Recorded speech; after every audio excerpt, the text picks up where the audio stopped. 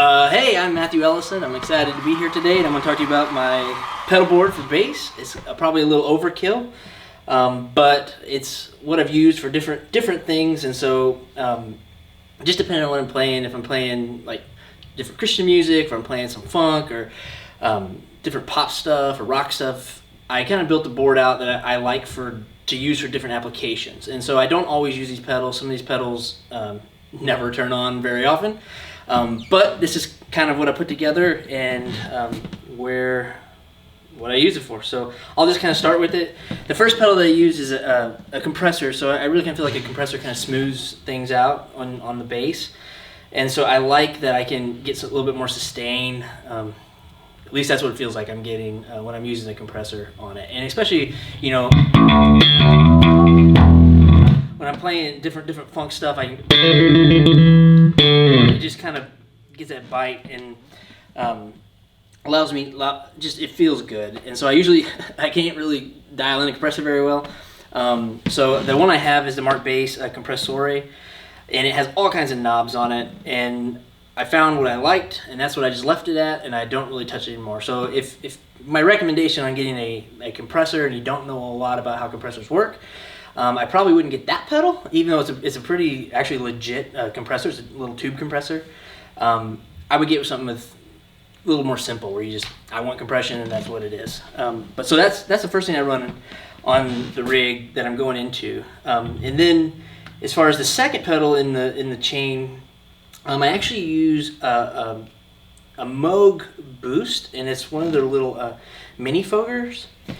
And this pedal, so the bass I have is a 1986 Squire, it's a Japanese Squire, and so it's very microphonic, like it's pretty rough. But I love the fact that where it sits in a mix, and that's why I still play it. Like, I have nicer basses, but I just like this bass. And with that, it has hardly any gain at all, and I'm either on or like there is no off. The knobs work like, and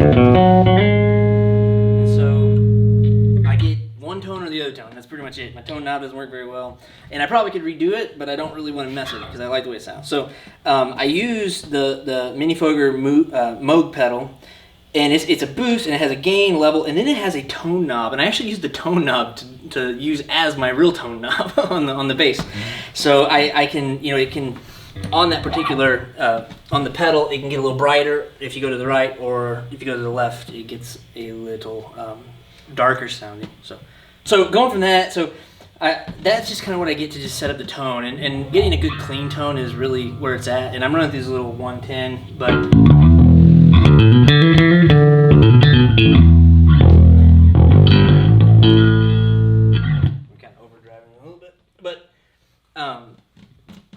so getting that fundamentally, that's where it's at. Now, if you have a better bass, better control of your tone, you probably don't need the little pedal.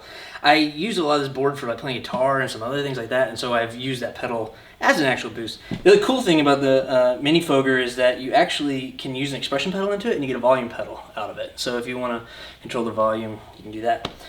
So then a while back I was playing in this kind of like pop cover band, funk band, and every now and then, you play a song and you just need a little nasty in it. And so we're playing bass. So I got this, it's a Russian bass ball, so it's the bigger one, which takes up a massive footprint, and it just kind of bites to be on your board, but they make a little bitty one. But I found it, and I bought it, and it was actually pre-modded. So for this pedal, it's like, so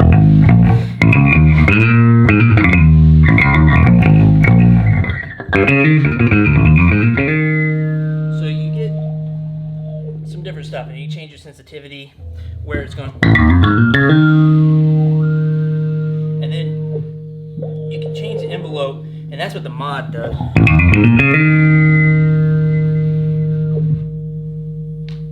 You can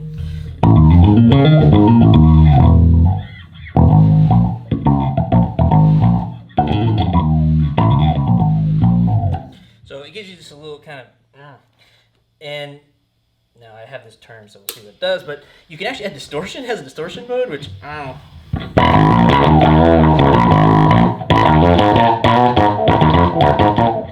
don't know if I really dig that very much, but you you have to dial it in, but kind of a useless pedal unless you just want to get nasty. And there's a couple appropriate times when you can use that pedal. So the next pedal I got is an envelope and a phaser. It's the old Pigtronics EP1. And this pedal was working this morning, but it's actually not working now for the thing. But the left side's an envelope, so you can get kind of what that other pedal was doing, but get like kind of auto wah on your bass. And that's what I use. That's what I use it for, but it's not working right now. So that's the left side, and then the right side is actually the phaser. And they go hand in hand, and I haven't really set this up completely, but you almost can get like a vibe pedal out of it. But let's bring down some of the volume. You can change different resonance.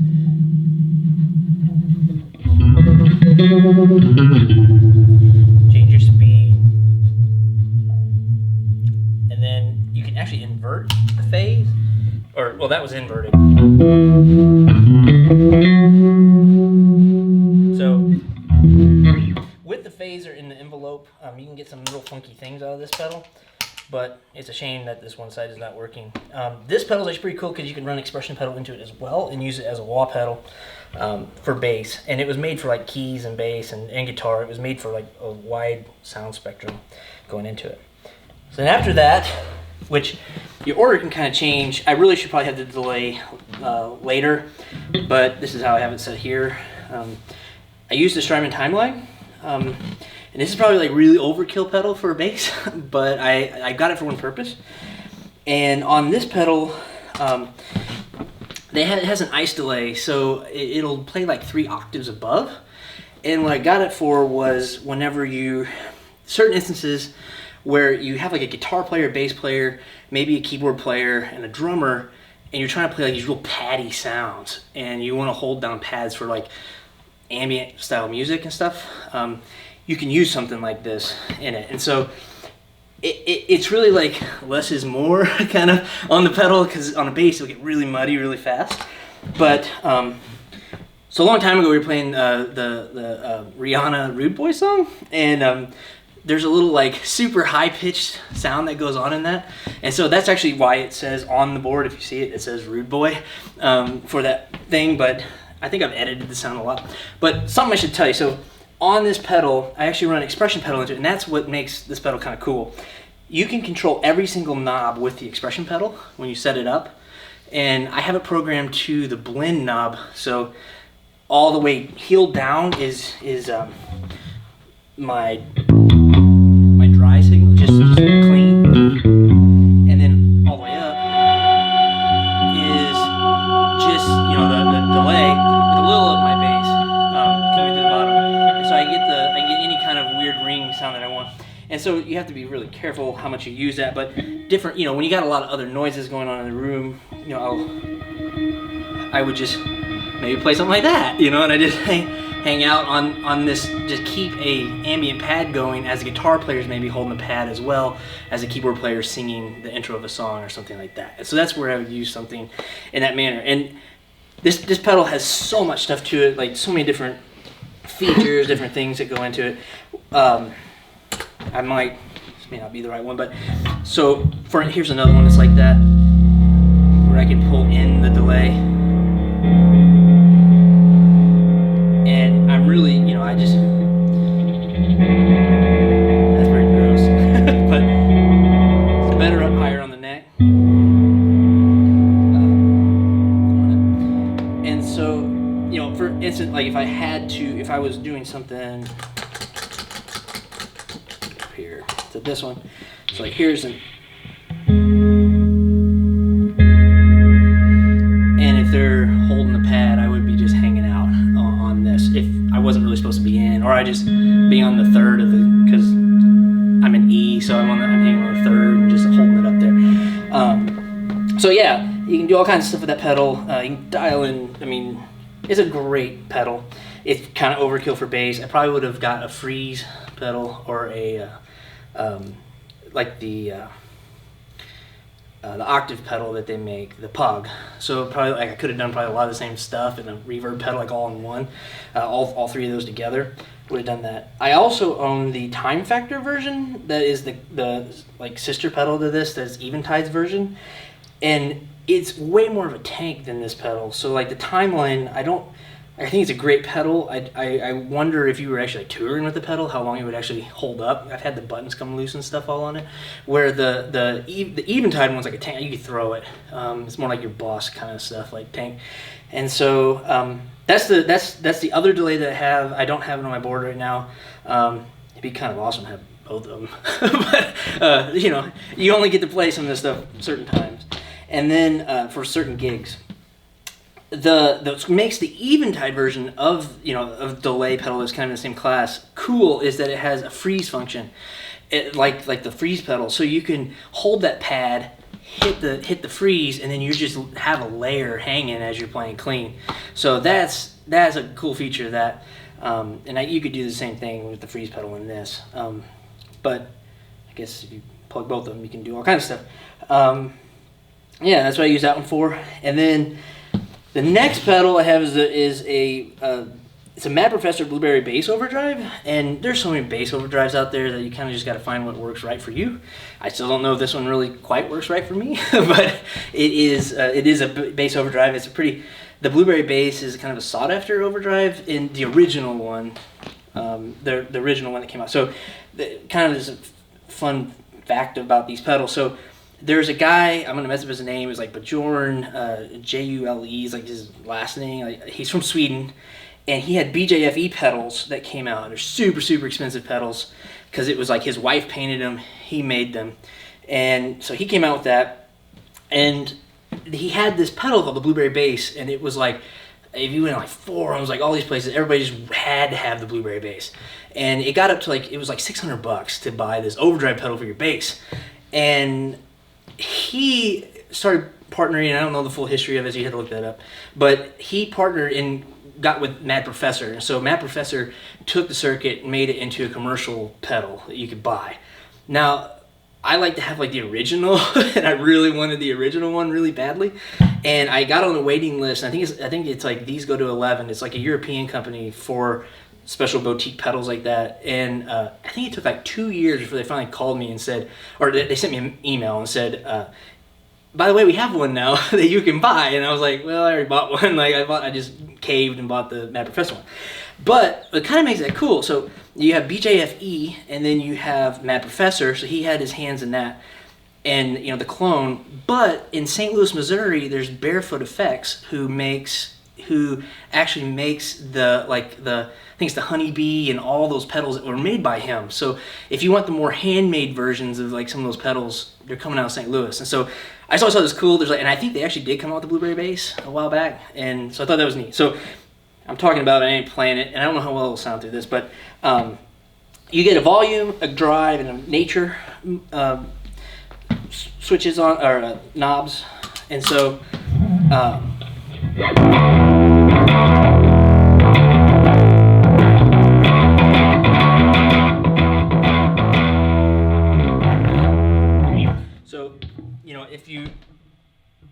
I believe if you go to the right, it gets a little brighter, and to the left, it's a little darker. I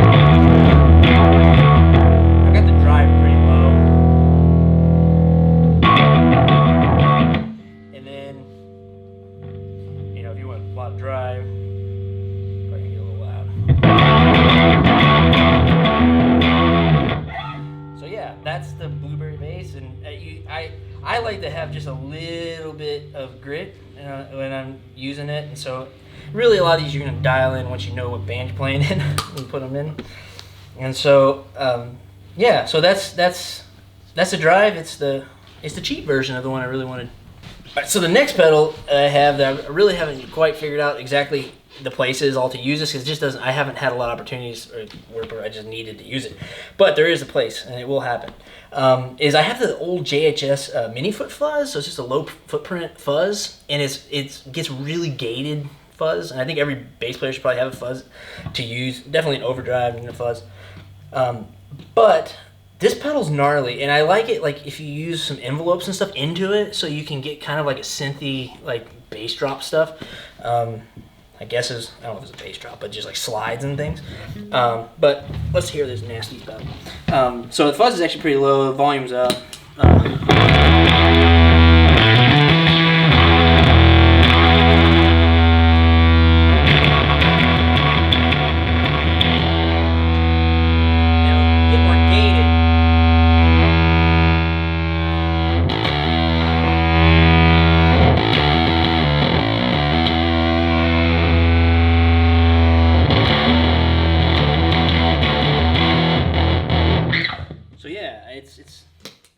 Someone can use it.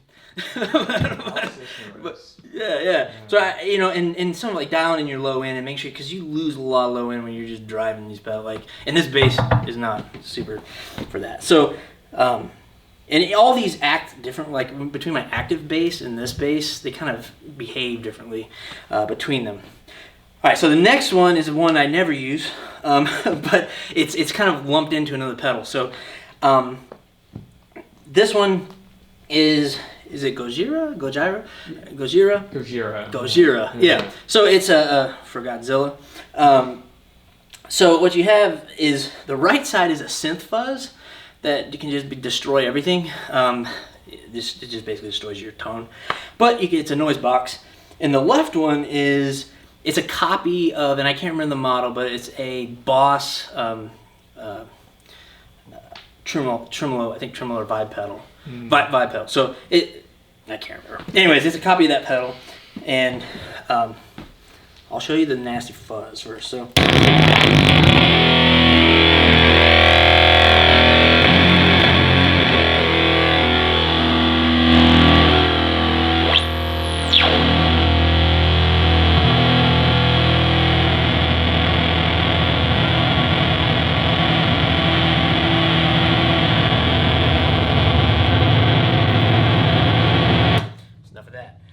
And so you just totally play with the thing, and you just want to make noise. Like that's what it's for. But the other side of the pedal does this kind of stuff. And so that's more the one that I'd actually use, so I'm gonna play some, reverb, delay things going into it. That's what I use. And honestly, this pedal probably coming before that might sound a little better. But that's where I placed it. But anyways, so it does all the things that you would ever want one of those to do.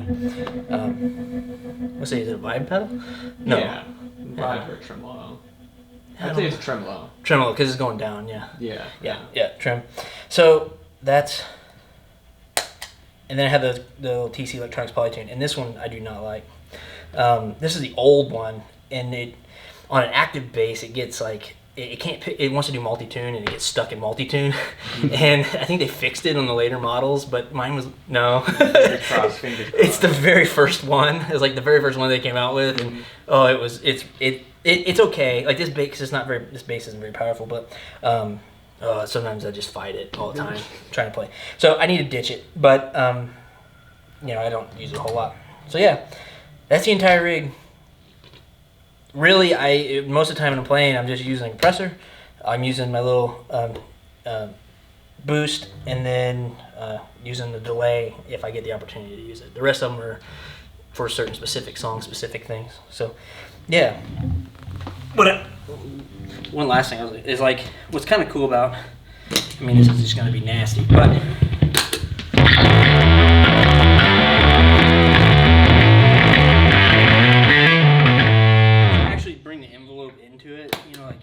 which it doesn't have much of a vowel on that, but then into the fuzz. So, or different distortion or overdrive stuff. So yeah, the only other thing that I don't have on here is because I didn't bring the rig is I use an Aguilar AG500